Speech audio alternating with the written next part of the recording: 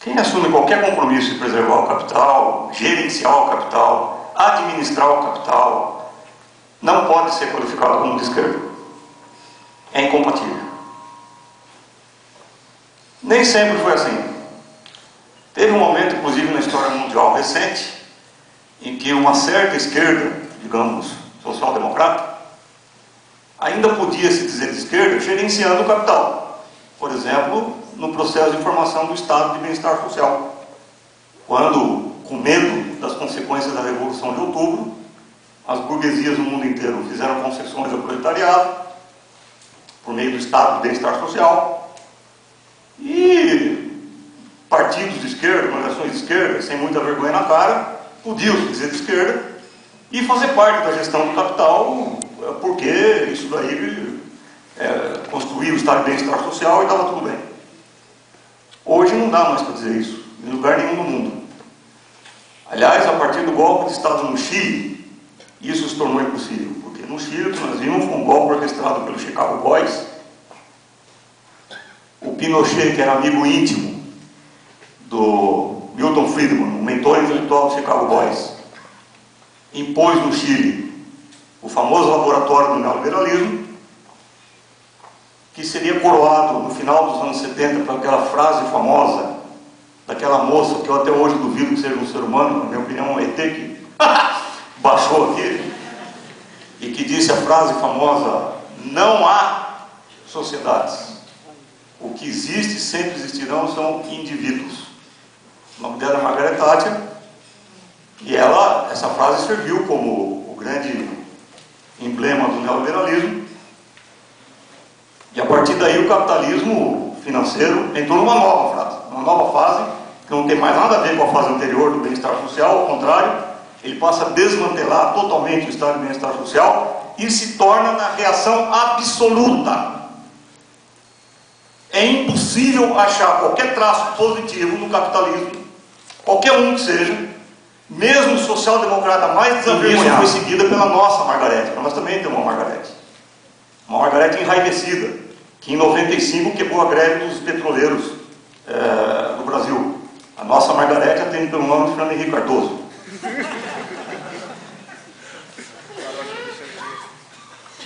O novo estágio do capital financeiro, que é esse estágio, não há sociedades, só há indivíduos. Só tem um significado para o planeta Terra: destruição. Isso não é retórica.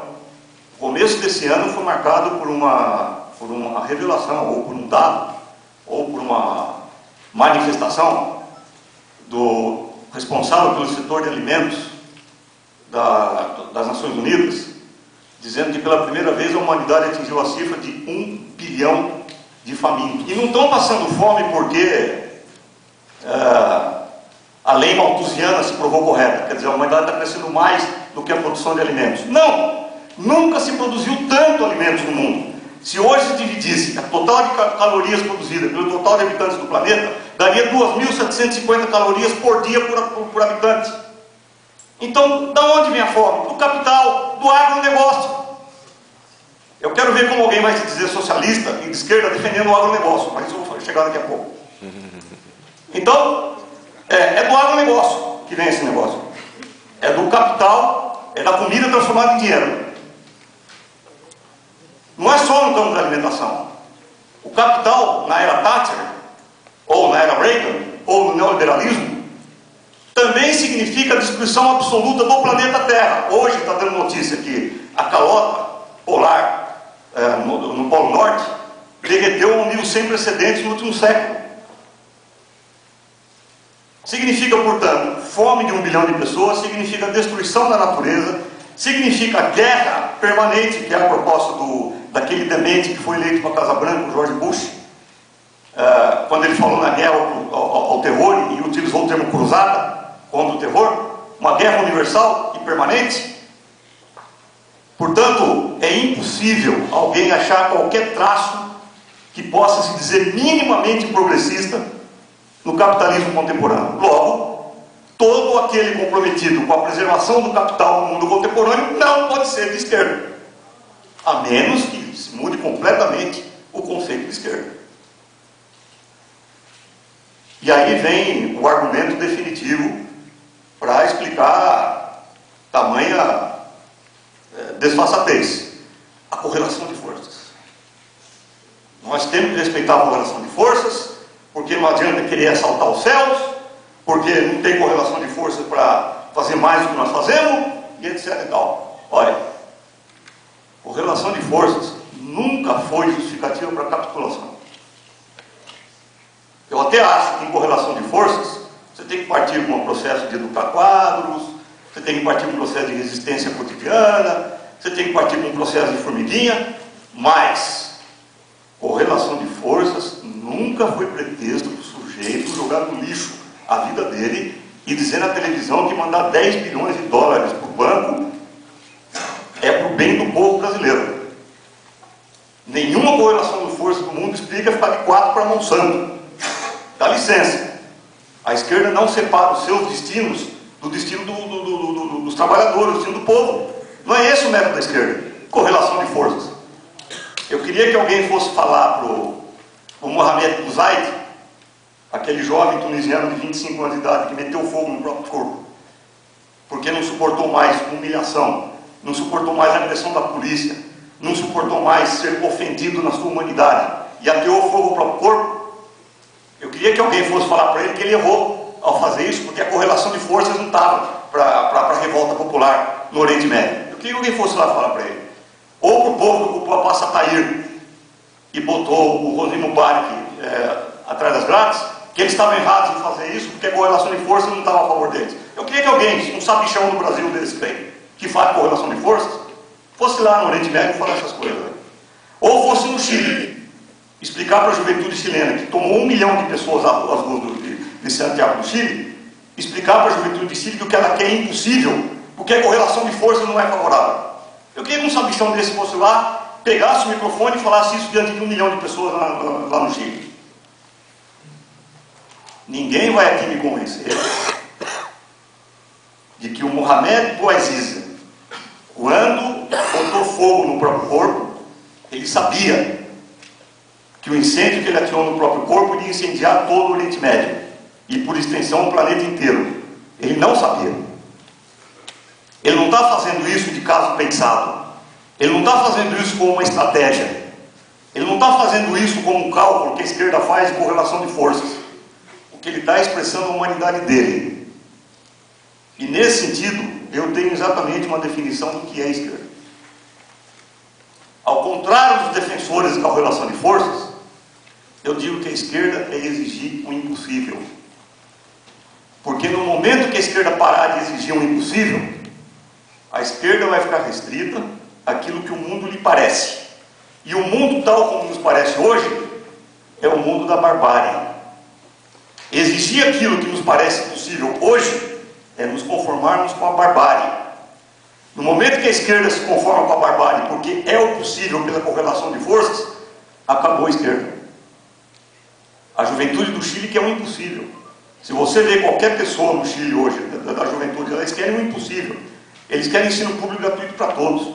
Eles querem transformar o Estado chileno. Eles querem democracia já. Eles querem o impossível. O Mohamed Bouazizi queria o impossível. Os ocupantes da Praça Tahrir queriam o impossível. E eu não estou falando isso como interpretação, não. Pichação. A principal pichação na Praça Tahrir era: nós queremos mudar o sistema. E aí eu quero ver um monte de sabichão que vinha me dizendo que os árabes são incompatíveis com a democracia, porque o Corão é incompatível com a democracia, porque o fundamentalismo é incompatível com a democracia, e etc. Bom, eles que pegam toneladas de textos que escreveram sobre isso, fazem um rolo bem compacto, e o resto vocês imaginam. Toda revolta nasce para exigir o impossível. Quando a esquerda para de exigir o impossível, porque a correlação de forças não permite, sabe o que a esquerda vira? Um bando de oportunistas. Aqui no Brasil, a nossa concepção de vanguarda de esquerda foi formada já à luz do leninismo.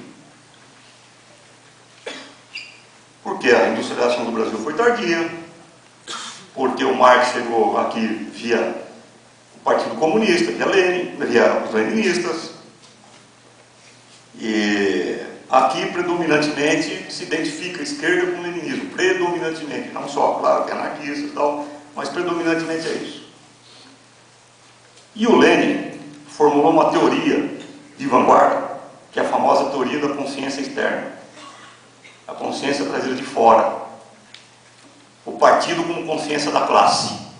O partido formado por quadros que seriam consciência da classe. Eu acho que é um problema com essa concepção de quadros e de consciência trazida de fora para dentro. A partir de Marx. Marx diz: não é a consciência que determina o ser, mas é o ser social que condiciona a consciência. E o Marx, o tempo todo, ao fazer análise, ele deu muito pouca atenção para esse negócio de consciência de classe, o problema da consciência, o problema da... O Marx deu muito pouca atenção para isso. Isso aí é assunto preferido nosso aqui na universidade. Acadêmicos, professores universitários, gente que adora falar em dialética, né? Até hoje não sei o que tem, gente adora falar em dialética, não sei o que e tal, escreve livros e tratados sobre consciência, não sei o que e tal. O Marx, a obra inteira dele, falou muito pouco sobre esse assunto. Porque do ponto de vista de Marx, a consciência é um processo prático. Marx nunca desvinculou a consciência de uma prática. Ora, se nós não desvinculamos consciência de uma prática, e se nós achamos que a esquerda deve exigir o impossível, então eu digo, a consciência da luta revolucionária vem numa prática revolucionária, junto. Não a partir de quadros portadores de uma verdade histórica que vão chegar para os trabalhadores e dizer: eu sou a verdade, o caminho e a vida, vinde a mim ou perecereis. Não.